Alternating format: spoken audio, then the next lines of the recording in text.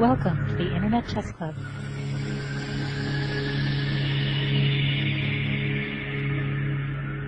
Checkmate. Hi everyone, and welcome to another video on the Slav variation, the Slav opening.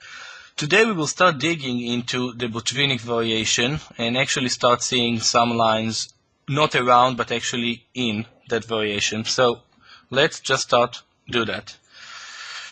d4, d5, c4, c6, going quickly to a critical position, knight f3, knight f6, knight c3, e6, bishop g5, d takes c4, e4, b5, e5, h6, bishop h4, g5, knight takes g5, pawn takes g5, bishop takes g5, knight bd7.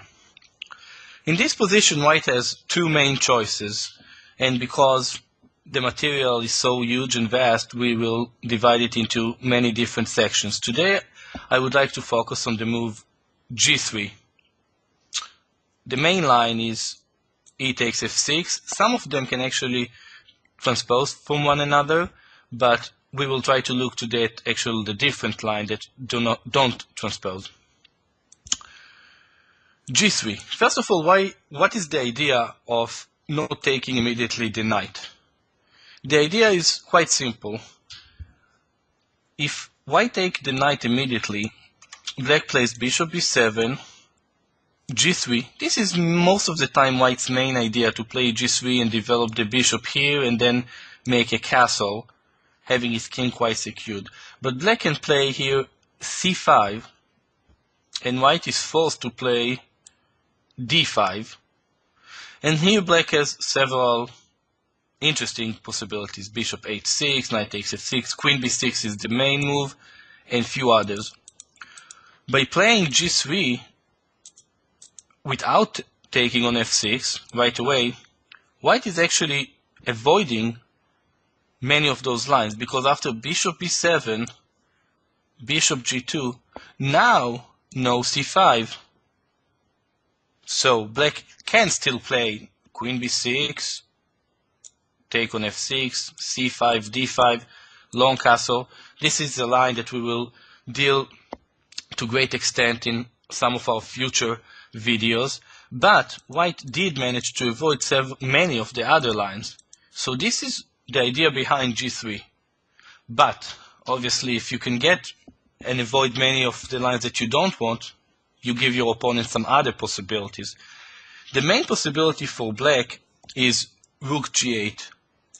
I will, in the next video, I will touch bishop b7 right away and also queen a5. But because there's so much material for that one, I've decided that I want to focus on rook g8, which is by far the very, very main move here. h4 is white's almost automatic reply. But I would also like to see tiny bit few other moves. There are two other moves. Bishop h4 is a move that was played actually several times between both players. Both of them are quite expert, especially black, Mr. Savchenko, quite an expert in this line. They played this few games. After bishop h4 in the latest game in '93, Savchenko played bishop b7. In the game in 1992, he tried queen a5.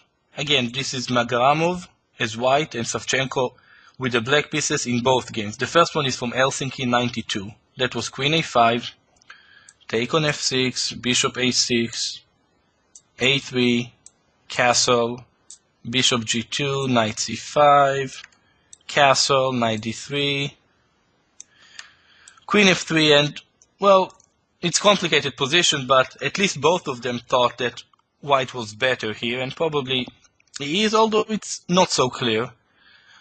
A year later, in the tournament in Rostov, 1993, Savchenko played what he thought to be a better move. Actually, he got a very good position. Instead of queen a5, he played immediately bishop b7 after bishop g2.